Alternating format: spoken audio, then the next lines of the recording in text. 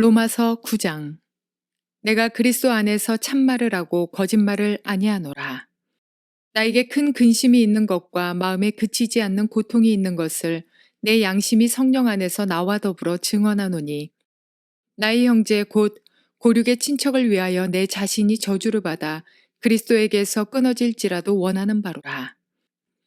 그들은 이스라엘 사람이라. 그들에게는 양자됨과 영광과 언약들과 율법을 세우신 것과 예배와 약속들이 있고, 조상들도 그들의 것이요 육신으로 하면 그리스도가 그들에게서 나셨으니 그는 만물 위에 계셔서 세세의 찬양을 받으실 하나님이시니라. 아멘. 그러나 하나님의 말씀이 폐하여진 것 같지 않도다. 이스라엘에게서 난 그들이 다 이스라엘이 아니요 또한 아브라함의 씨가 다 그의 자녀가 아니라, 오직 이삭으로부터 난 자라야 네 씨라 불리리라 하셨으니 곧 육신의 자녀가 하나님의 자녀가 아니요 오직 약속의 자녀가 씨로 여기심을 받느니라. 약속의 말씀은 이것이니 명년 이때에 내가 이르리니 사라에게 아들이 있으리라 하심이라. 그뿐 아니라 또한 리브가가 우리 조상 이삭 한 사람으로 말미암아 임신하였는데, 그 자식들이 아직 나지도 아니하고 무슨 선이나 악을 행하지 아니한 때에 택하심을 따라 되는 하나님의 뜻이 행위로 말미암지 않고 오직 부르시는 이로 말미암아 서게 하려 하사, 리브가에게 이르시되 큰 자가 어린 자를 섬기리라 하셨으니 기록된 바 내가 야곱은 사랑하고 에서는 미워하였다 하심과 같으니라. 그런즉 우리가 무슨 말을 하리요? 하나님께 불의가 있느냐? 그럴 수 없느니라. 모세에게 이르시되 내가 긍휼히 여길 자를 긍휼히 여기고 불쌍히 여길 자를 불쌍히 여기리라 하셨으니, 그런즉 원하는 자로 말미암음도 아니요 다른 박질하는 자로 말미암음도 아니요 오직 긍휼히 여기시는 하나님으로 말미암음이니라. 성경이 바로에게 이르시되 내가 이 일을 위하여 너를 세웠으니 곧 너로 말미암아 내 능력을 보이고 내 이름이 온 땅에 전파되게 하려 함이라 하셨으니, 그런즉 하나님께서 하고자 하시는 자를 긍휼히 여기시고 하고자 하시는 자를 완악하게 하시느니라. 혹 내가 내게 말하기를 그러면 하나님이 어찌하여 허물하시느냐? 누가 그 뜻을 대적하느냐 하리니, 이 사람아 네가 누구이기에 감히 하나님께 반문하느냐? 지음을 받은 물건이 지은 자에게 어찌 나를 이같이 만들었느냐 말하겠느냐? 토기장이가 진흙 한 덩이로 하나는 귀히 쓸 그릇을 하나는 천히 쓸 그릇을 만들 권한이 없느냐? 만일 하나님이 그의 진노를 보이시고 그의 능력을 알게 하고자 하사 멸하기로 준비된 진노의 그릇을 오래 참으심으로 관용하시고, 또한 영광 받기로 예비하신 바 긍휼의 그릇에 대하여 그 영광의 풍성함을 알게 하고자 하셨을지라도 무슨 말을 하리요? 이 그릇은 우리니 곧 유대인 중에서뿐 아니라 이방인 중에서도 부르신 자니라. 호세아의 글에도 이르기를 내가 내 백성 아닌 자를 내 백성이라 사랑하지 아니한 자를 사랑한 자라 부르리라. 너희는 내 백성이 아니라 한 그곳에서 그들이 살아계신 하나님의 아들이라 일컬음을 받으리라 함과 같으니라. 또 이사야가 이스라엘에 관하여 외치되 이스라엘 자손들의 수가 비록 바다의 모래 같을지라도 남은 자만 구원을 받으리니 주께서 땅 위에서 그 말씀을 이루고 속히 시행하시리라 하셨느니라. 또한 이사야가 미리 말한 바 만일 만군의 주께서 우리에게 씨를 남겨두지 아니하셨더라면 우리가 소돔과 같이 되고 고모라와 같았으리로다 함과 같으니라. 그런즉 우리가 무슨 말을 하리요? 의를 따르지 아니한 이방인들이 의를 얻었으니 곧 믿음에서 난 의요. 의의 법을 따라간 이스라엘은 율법에 이르지 못하였으니 어찌 그러하냐? 이는 그들이 믿음을 의지하지 않고 행위를 의지함이라. 부딪힐 돌에 부딪혔느니라. 기록된 바 보라 내가 걸림돌과 거치는 바위를 시온에 두노니 그를 믿는 자는 부끄러움을 당하지 아니하리라 함과 같으니라. 자, 좋은 아침입니다. 오늘도 하나님의 은혜와 평강이 여러분에게 있기를 바랍니다. 오늘은 로마서 9장 말씀을 통해서 하나님이 주시는 은혜의 말씀을 들을 수 있기를 바랍니다. 자, 로마서 전체를 한번 구분을 해보면 크게 두 단락으로 구분할 수 있습니다. 1장부터 11장까지는 닥틀린에 대한 장입니다. 교리에 대한 장이라는 거예요. 교리. 하나님은 누구신가, 구원은 무엇인가, 이방인을 어떻게 선택했는가 하는 이런 교리에 대한 닥트린에 대한 이야기를 논리적으로 쭉 설명하는 것이 1장부터 11장까지의 이야기입니다. 그다음 두 번째 큰 단락은 12장부터 16장까지 우리는 그것을 윤리장, ethics, 기독교 윤리에 대한 이야기를 하고 있어요. 사도 바울의 글들을 보면 거의 다 처음에는 교리 이야기, 닥트린 이야기를 하고 그 다음에 윤리의 이야기를, 에틱에 대한 이야기를 합니다. 기독교 윤리에 대한 이야기를. 예, 그것이 함께 포함되어 있어요. 그래서 첫 번째 교리장 1장부터 11장까지에서도 1장부터 8장까지에서는 복음에 대한 교리를 이야기했습니다. 복음이 뭔가? 왜 우리가 예수 그리스도의 복음을 믿어야 되는가? 진노 아래 있었다, 심판 아래 있었다, 모두가 죄인이다, 믿음의 세법이 나타났다, 그래서 믿어야 됐다, 이런 이야기. 그 이야기가 1장부터 8장까지 복음에 대한 교리예요. 그런데 오늘부터는 9장부터 11장까지는 이스라엘과 모든 인류를 구원하는 일에 대한 교리를 이야기하고 있어요. 하나님이 어떻게 이스라엘을 구원하셨고 어떻게 이스라엘을 버리셨고 이방인을 어떻게 선택하셨고 그러면 이스라엘은 다 버림받았는가 이런 이야기를 지금 설명을 해주는 것이 9장부터 11장이라는 거예요. 그래서 좀 더 명확히 이야기하면 1장부터 8장까지는 개인 구원에 대한 이야기야. 어떻게 한 개인이 믿음으로 구원받는가, 복음이 왜 필요한가 하는 설명을 하고 있는 것이 1장부터 8장이에요. 개인 구원. 9장부터 11장은 인류의 구원. 모든 인류를 하나님이 어떻게 구원하시는가. 그와 연관해가지고 어떻게 유대인을 선택했고 유대인은 어떻게 구원받고 이방인들은 다 어떻게 구원받고 그리고 유대인과 이방인을 합해서 온 인류의 구원에 대한 이야기를 하고 있는 것이 9장부터 11장까지의 이야기를 하는 거예요. 그러고 나서 12장부터 16장까지 해서 자, 이런 하나님의 구원 앞에서 우리는 어떻게 살아야 하는가, 지금 이 땅에서는 어떻게 살아야 되는가 이야기를 하고 있는 것이 12장부터 16장까지 이야기예요. 이렇게 해서 로마서를 읽어보면 왜 구원받아야 되는가, 어떻게 구원받는가, 그리고 구원받는 우리는 어떻게 살아야 되는가 결론이 다 나버리는 거예요. 이게 로마서라는 거예요. 그래서 로마서는 굉장히 중요한 거예요. 그렇기 때문에 성경 66권 가운데서 로마서를 다이아몬드와 같은 책이라고 하는 이유가 바로 거기 있는 거예요. 믿어야 되는 이유, 믿는 자가 어떻게 살아야 되는가 하는 방법 다 이야기하고 있는 것이 로마서라는 거예요. 오늘 로마서 9장입니다. 로마서 9장에서는 하나님이 이스라엘을 선택했다는 말이 뭘 의미하는지를 설명하고 있어요. 하나님이 이스라엘을 선택했다. 그게 무슨 말인가 하는 설명을 하고 있다는 거예요. 이스라엘의 선택. 그러면서 이스라엘의 선택을 넘어서서 이방인까지 다 선택하시는 하나님의 그 경륜, 하나님의 플랜, 하나님의 계획을 우리에게 쭉 이야기하고 있는 것이 9장이에요. 그게 9장, 10장, 11장 다 연결돼서 나옵니다. 먼저 그래서 단락 구분을 해보면은 1절부터 5절까지 첫 번째 단락. 바울의 동족애, 바울이 자기 민족을 사랑하는 마음에 대한 이야기를 하고 있어요. 그래서 1절부터 5절까지는 논리가 아니고 바울의 마음이에요. 야, 우리 하나님께서 진짜 내 마음에 근심이 있는데 그게 뭔고, 아니 이스라엘을 하나님이 이렇게 선택하시고 이스라엘이 이렇게 복을 받았다. 그런데 왜 이렇게 됐는가 하는 이야기를 지금 그 안타까운 마음을 설명하고 있는 것이 1절부터 5절까지예요. 어떤 사람은 바울의 민족주의라고 이야기하는데 나는 민족주의란 말을 쓰는 거 별로 좋아하지 않아요. 민족주의 하면 한국 민족이 최고다, 러시아 민족이 최고다, 미국이 최고다, 이런 이야기잖아요. 그죠? 성경에는 그런 이야기를 말하는 게 아니에요. 바울은 지금 민족주의를 이야기하는 게 아니고 하나님이 선택하신 한 민족이 있는데 그 민족이 하나님의 선택에서 지금 벗어나고 있다 하는 그 안타까움을 지금 설명하고 있어요. 그래서 나는 이 민족을 하나님이 버렸다고 도저히 생각할 수가 없다. 나중에 그 이야기를 10장, 11장 넘어가면 하나님의 부르심과 은사에는 후회하심이 없느니라 하면서 나중에 온 이스라엘이 구원을 얻으리란 말까지 막 나오고 있어요. 11장까지 넘어가면. 그래서 이 민족 하나님이 택하신, 하나님이 택했기 때문에 이 이스라엘에 대해서 이야기를 하고 있는 그 바울의 심정을 이야기하고 있는 것이 1절부터 5절까지라는 거예요. 그 다음에 6절부터 13절까지에서는 그럼 이스라엘의 선택을 어떻게 설명할 수 있는가? 그건 은혜의 선택이다. 그 은혜의 선택에 대한 이야기를 하면서 첫 번째 부분에 대한 이야기를 하고 있습니다. 은혜의 선택이 지금 9장 전체에 쫙 흘러가고 있어요. 그런데 그 은혜의 선택 가운데서도 약속을 주셨고 이삭에게 아브라함에게 약속을 주시고 이삭을 준다는 약속을 주셨고 그래서 약속의 자녀만이 하나님의 은혜의 선택을 받은 자이다.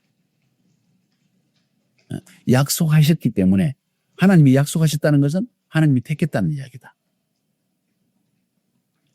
택하셨기 때문에 부르신 거다. 그 개념의 출발점을 지금 6절부터 13절까지 바울은 이야기를 하고 있는 거예요. 그래서 한번 보세요. 6절부터 13절까지 무슨 이야기를 하고 있는지. 아브라함의 몸에 난 자가 다 이스라엘은 아니다. 아브라함의 씨가 다 자녀가 아니고 오직 이삭에게서 난 자만 씨다. 왜냐하면 이삭만이 약속으로 태어난 자이기 때문이다. 하나님이 아브라함에게 이삭을 주겠다 하고 약속을 주었는데 그 약속을 받은 이삭만이 하나님의 자녀라고 일컬음을 받는 거다. 이스마엘은 아니다. 그러니까 아브라함의 몸에 태어났다고 해서 다 약속의 자녀가 하나님의 자녀라고 일컫는 것이 아니다. 그러면 여기서 약속이라는 게 뭘까? 하나님이 택했다는 이야기예요. 그래서 이삭 이야기와 야곱의 이야기를 지금 하고 있는데 이삭 이야기를 할 때는 약속의 이야기를 하고 야곱 이야기할 때는 선택의 이야기를 하고 있어요. 선택하여 부르신 이야기를 하는 거야. 11절에 보세요. 그 자식들이 아직 나지도 아니하고 무슨 선이나 악을 행하지 아니한 때 택하심을 따라되는 하나님의 뜻이 행위로 말미암지 않고 오직 부르시는 이로 말미암아 서게 하려 하사. 택하심, 부르심. 이삭 이야기를 할 때는 약속에 대한 이야기를 하고 있고 야곱 이야기할 때는 부르심과 택하심과 부르심에 대한 이야기를 했어요. 이건 다 하나예요. 하나님이 택하셨기 때문에 약속을 하신 거야. 이삭을 택한 거야. 그죠? 그리고 택했기 때문에 부르시는 거예요. 그래서 이삭과 야곱을 통해서 무슨 이야기를 하느냐. 하나님이 선택하시는데 은혜의 선택이 있는데 약속을 통해서 선택하시고 그리고 선택한 자를 부르신 거다.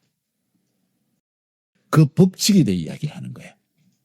이스라엘이 이렇게 하나님 앞에 약속을 받고 택하심을 받고 부르심을 받았다 하는 이야기도 하면서 이스라엘은 그러니까 약속을 받고 택하심을 하고 부르심을 받은 민족이죠. 그죠?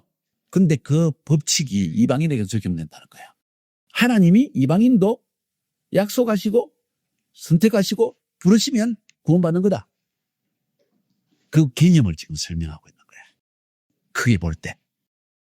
굉장히 중요한 이야기. 하나님은 약속하셨다. 그 약속하셨다는 것은 택하셨기 때문이다. 택하신 사람을 부르시는 거다. 그 첫 번째 택하심을 받은 민족이 유대인이고 이스라엘이고 그런데 하나님이 그 약속과 택하심과 부르심을 이방인에게까지 넓히셨다. 그 중심에 있는 것은 구원을 위해서 있는 가장 중심에 있는 것은 약속과 택하심과 부르심이라는 게 있다. 그 원칙이 있다는 거예요. 그 이야기의 근본을 지금 6절부터 13절까지 하고 있는 거예요. 한 민족의 택하심, 또 한 사람의 부르심, 택하심 모든 것이 이 하나님의 약속과 택하심과 부르심에서 나온다는 거예요. 그 다음 14절부터 넘어가서 사실은 길게 29절까지 해서 이 하나님이 선택에 대한 이야기를 하면서 첫 번째 하나님의 주권적인 선택이다. 14절에 이런 이야기를 했어요. 아니 그러면 하나님이 누구는 택하시고 누구는 안 택하시고 그럴 수 있냐? 누구에게 약속 주시고 누구는 약속 안 주시고 그래서 누구는 부르시고 안 부르시고 그 좀 말이 안 되는 소리 아니야. 하나님 공평하지 않으시는가 봐. 하니까 바울이 뭐라고 얘기합니까? 네가 하나님 앞에 공평 불공평을 따지냐? 하나님은 토기장이고 우리는 그냥 토기에 불과하다. 하나님은 창조자이고 우리는 피조물이다. 하나님이 택하신다면 은혜이다 그건. 하나님은 어떤 사람은 긍휼의 그릇으로 부르시고 어떤 사람은 진노의 그릇으로 부르신다. 이스라엘은 긍휼의 그릇으로 부르심을 받았고 바로는 진노의 그릇으로 택하심을 받았다. 이 선택에 대한 또 다른 이야기를 하는 거예요. 그러면서 이스라엘은 긍휼의 그릇으로 부르심을 입은 자들이다. 지금도 마찬가지로 그렇게 긍휼의 그릇으로 부르심 받은 사람이다. 누구? 김삼성 같은 사람. 내가 특별히 잘났어가 아니라 하나님의 긍휼에 끌어서 탁 부르심을 받아서 카자흐스탄 구원을 위해서, 실크로드 구원을 위해서, 왕애들의 구원을 위해서, 청년들을 구원하기 위해서 하나님이 택하신 긍휼에 끌어서라는 거예요. 그 이야기 지금 하고 있는 거예요. 첫 번째, 그래서 하나님이 주권적 선택이. 하나님이 선택인데 네가 뭐라고 함부로 뭐라고 삿대질을 하나님 앞에 할 수 있느냐. 말도 안 되는 소리 하지 마라 하면서 비유로 쓰는 것이 토기장이의 비유. 토기장이의 비유를 통해서 말씀하신 건 뭐예요? 하나님의 주권적 선택이다. 하나님은 창조주시고 하나님은 토기장이다. 그래서 구원받지 않는 사람은 이 사실도 몰라. 근데 구원받은 사람은 하나님이 자기를 선택했다는 긍휼의 그릇으로 쓰임받았다는 사실 자체에 대해서 막 감사와 감격이 넘쳐나는 거야. 그래서 나는 구원받는 그날로부터 30년 전부터 지금까지 너무 감사한 거야. 이건 내 힘이 아니고 내 공로가 아니고 내 능력이 아니고 하나님이 선택했기 때문에 나는 그냥 부름받아가지고 쓰임받는 그 은혜가 막 넘치는 거예요. 나에게는. 지금 바울이 그 이야기를 하고 있는 거예요.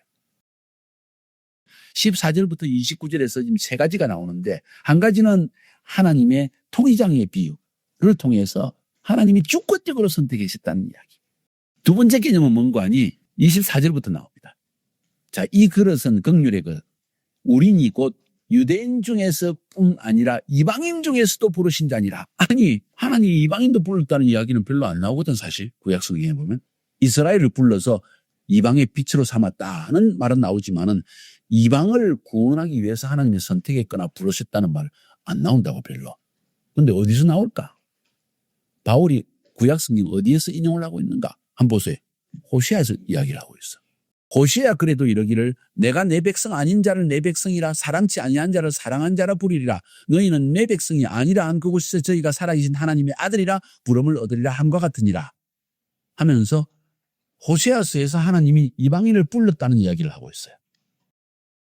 호시아서는 북이스라엘의 선지자입니다. 이스라엘이 북이스라엘과 남쪽 유다로 갈라졌잖아요. 언제? 솔로몬 이후에. 솔로몬 이후에 르호보암 아들이었는데 르호보암 때 갈라졌어요. 북쪽 이스라엘과 남쪽 유다로. 왜냐하면 북이스라엘의 중심되는 지파가 에브라임 지파예요. 에브라임 지파. 강했는데 이 에브라임 지파가 사실은 유다 지파와 베냐민 지파 밑에서 있으면서 좀 고달픈 시간을 보냈어. 그래서 사실은 그 원인 때문에 북이스라엘이 갈라져 버립니다. 물론 솔로몬 때 막 성전을 짓고 뭐 왕궁을 짓고 하면서 너무 힘드니까 불만이 일어난 틈을 통해서 에브라임 지파의 사람이 일어나가지고 여로보암이 나머지 10지파를 떼가지고 북쪽으로 가서 이제 디르사, 사마리아 이쪽 지역을 수도로 막 옮겨가면서 사마리아 지역에 북이스라엘을 나라를 만듭니다. 그 북이스라엘의 선지자가 호시아예요. 호시아가 그 예언한 내용은 뭔가 하니 북이스라엘이 완전히 이방인처럼 되었다. 그래서 하나님의 심판을 피할 수가 없다. 북이스라엘이 뭐와 같으냐? 음녀와 같다. 결혼을 해가지고 창녀짓을 하는 그런 존재와 같다. 북이스라엘은. 하나님이 아예 호세아에게 그렇게 말씀하셔. 너는 가서 음녀에게 창녀와 결혼을 해라. 하나님 질습니다. 했을 텐데 호세아는 가서 창녀하고 결혼을 합니다. 예언적으로, 상징적으로, 심볼릭하게. 이 창녀가 호세아에게 아기를 낳았어. 그러고 나서 가서 또 다른 남자에게 가서 또 창녀짓을 하고 또 아기를 낳아. 내 아들이에요? 내 아들 아니에요? 내 아들 아니야. 그러니까 하나님께서 그 이름을 로암이라고 이름을 지어라. 로라는 아니란 뜻, 노란 뜻이에요. 암은 민족이란 뜻이고 니 하면 나의 민족. 내 민족이 아니다. 내 백성이 아니다. 예. 그러니까 북이스라엘 민족은 분명히 하나님의 백성이 맞는데 10지파에 속했는데 내 민족이 아니다. 너는 완전히 호세아의 와이프, 창녀 같은 와이프 같이 되어버렸다. 하나님 보시기에. 그런데 나중에 그 로암이라고 내 백성이 아니라고 한 그 백성들을 내가 다시 암미, 내 백성이라고 내가 받아들일 것이다 하는 것이 호시아 2장 1절에도 나오고 있어요. 그러니까 호시아에게 한 이야기가 북이스라엘의 10지파가 완전히 이방인처럼 되어졌다. 완전히 창녀치렀다. 영적으로 간음을 했다. 이런 이야기예요. 하나님을 떠났다는 이야기예요. 그래서 그들은 이방인처럼 되었다. 그래서 그들은 로암미, 내 백성이 아니다. 이방인이다. 내 백성 아니란 말은 이방인이라는 이야기예요. 히브리 말로 고임, 이방인이다. 다른 민족들이다. 고임이다. 그런 이야기를 지금 하고 있는 거예요. 근데 그 완전히 타락해가지고 이방인처럼 되어진 북이스라엘을 내가 다시 암미, 내 백성으로 삼아주겠다 하는 이야기가 호세아서입니다. 그러니까 하나님은 이렇게 우리를 사랑하신다는 이야기예요. 호세아를 통해서. 완전히 타락하고 간음하고 지 남편인 하나님을 떠나가지고 창녀처럼 되어버린 이방인 신들을 섬긴 창녀처럼 되어진 북이스라엘을 내가 다시 암미, 내 민족으로, 내 백성으로 봐주겠다 하는 약속이 호세아서예요. 사도 바울은 이 이야기를 탁 인용을 합니다. 하면서 호세아 길에 이르기를 내가 내 백성 아닌 자를 내 백성이라 사랑치 아니한 자를 사랑한 자라 부르리라. 너희는 내 백성이 아닌 그곳에서 너희가 살아계신 하나님의 아들이라 부름을 얻으리라 함과 같으니라. 마치 로마서에서 사도 바울이 호세아서를 인용할 때는 하나님이 이방인을 하나님의 택한 백성으로 하나님의 사람으로 봐줄 것처럼 이야기를 하고 있어요. 사실은 호세아서는 그 이야기가 아니야. 하나님의 백성이 타락했는데 그래서 내 백성 아니라고 취급을 했는데 그래 내 백성으로 다시 받아준다는 이야기예요. 그러니까 엄밀히 말하면 내 백성을 내 백성으로 받아주는 거야. 근데 바울은 무슨 이야기를 하는 거니? 내 백성이 아니라 그래서 너희들은 이방인이 이미 되어버렸다. 북이스라엘은 이방인이 되어버렸다. 이미. 이방인이 되어버렸는데 다시 내 백성으로 봐주겠다 하는 이야기로 바울이 해석을 하고 있다는 이야기야. 그래서 이 문장을 가지고 이렇게 생각해 볼 수 있어요. 접붙임에 대한 이야기. 하나님은 이스라엘 백성이 하나님 앞에 타락해가지고 북이스라엘이 완전히 이방인처럼 되어버려서 실제로 북이스라엘의 10지파가 이방인이 되어버렸어. 사마리아인들처럼. 실제로 북이스라엘 BC 722년에 아수르에 대해서 멸망하고 나서 10지파는 전부 북쪽으로 끌려가지고 온 세계가 흩어져버렸습니다. 지파를 찾을 수가 없어. DNA 조사를 해도 별로 찾을 수가 없어. 그러니까 북이스라엘 민족은 이방인이 되어버렸어. 이방인존이 흩어져가지고 이방인하고 뒤섞여버렸어. 이게 북이스라엘이 이방인이 되어버린 거예요, 사실. 역사적으로 볼 때. 유대인들은, 지금 유대인이라는 것은 유다 지파를 이야기하는 거예요. 그러니까 12지파 가운데 10지파는 사라지고 베냐민 지파와 유다 지파는 바벨론에 포로로 잡혀갔으니까 돌아왔을 때 그래도 이 지파는 자기 지파를 유지했어. 그런데 나머지 북이스라엘의 10지파는 에브라임부터 중심해가지고 나머지 10지파는 전부 다 이방인 사이에 싹 흩어지고 이방인처럼 되어버렸어. 로암미가 되어버렸다는 거예요. 실제적으로. 왜 그렇게 하셨을까 하나님은? 여기서 질문이 나오고. 왜 하나님이 그렇게 하셨을까? 이방인 구원하기 위해서 적부침을 위해서 나가는 거야. 북이스라엘이. 적부침을 위해서. 10장 11장 넘어가면 적부침 이야기가 나오잖아요. 이스라엘 백성들이 이방 가운데 싹 섞여져가지고 적부침을 해가지고 하나님께로 돌아올 수 있는 길을 통로로 사용이 되는 거야. 이게 하나님의 경륜, 비밀한 경륜이라는 거야. 하나님의 놀라운 계획이라는 거야. 바울이 지금 그 이야기를 하고 있는 거예요. 이 호세아서를 하나 읽으면서 호세아서 본문만 딱 쳐다보면은 북이스라엘은 원래 이스라엘 백성인데 그냥 조금 타락했기 때문에 넌 내 아들 아니야 했는데 하나님이 다시 아들로 삼아준다는 이야기구나. 그러니까 뭐 내 백성은 내 백성 삼은 거지 뭐. 그런데 그게 아니라 바울은 거기에서 하나님의 엄청난 계획을 보는 거예요. 하나님이 왜 북이스라엘 백성들을 완전히 이방인처럼 만들어버렸는가? 이방인 가운데 흩어져서 접붙임을 받게 하기 위해서. 그래서 이방인이 선택을 받았다는 거야. 접붙임에 의해서. 이 놀라운 진리가 이 짧은 문장에 참 나와 있는 거예요, 지금. 그걸 누가 다 이해할 수 있겠어? 나중에 뒷부분에서 이야기가 나올 거예요. 그래서 이 이방인의 선택의 문제가 여기서 튀어나옵니다. 그 다음 세 번째 나오는 부분은 남은 자의 구원이라는 거예요. 27절부터 29절까지. 그러면 하나님이 나중에 로암미를 암미로 봐주셨으니까 다 구원받는가? 아니다. 그 중에서 남은 자만 구원받는다. 그 남은 자가 누군가? 30절부터 33절에서 바로 믿는 자이다. 그 수많은 이스라엘을 하나님이 내 백성이라고 받아주셨는데 그 가운데에서도 행위를 의지하는 자. 자기 힘으로 자기 의의를 가지고 구원받으려고 하는 사람은 구원받지 못하고 남은 자가 구원받는데 그 남은 자가 누구냐? 믿는 자이다. 하는 이야기가 30절부터 33절까지 지금 하고 있는 이야기라는 거예요. 그러니까 누가 선택받은 자이냐? 바로 믿는 자가 선택받은 자이다 하는 결론까지 지금 끄집어내는 게 사도 바울의 이야기라는 거예요. 하나님께는 구원의 법칙이 있다. 하나님이 선택한 자에게 약속을 주시고 그 약속한 자를 불러내신다. 그 하나님의 약속받고 선택받고 부르심을 받은 민족이 유대인인데 그 유대인들이 로암미가 되어져서 하나님의 백성이 아닌 백성, 이방인이 되어서 이방인 가운데 나와봤는데 그래서 하나님이 그런 방법을 통해 접붙임을 통해서 이방인을 구원하셨다. 이방인의 선택. 그러니까 이방인도 부르심을 받은 거야. 다른 말로 표현하면. 그럼 이스라엘은 어떻게 되느냐 하고 물었을 때 남은 자만 구원받는다. 남은 자는 누구냐? 선택받은 자인데 그 선택받은 자는 믿는 자가 선택받은 자이다. 지금 그 이야기를 지금 던지고 있는 것이 로마서 9장이라는 거예요. 그럼 우리는 역시 이스라엘 남은 자처럼 우리도 믿어서 구원받았으니까 우리는 선택받은 자라는 거예요. 하나님의 택하심과 부르심은 믿음으로부터 시작되는 거예요. 택한 자를 부르시고 부르신 자를 결국 영화롭게 하신다. 구원해내시는 하나님에 대한 이야기를 지금 던지고 있는 것이 9장의 이야기라는 거예요. 승리하시기를 주의 이름으로 축복합니다.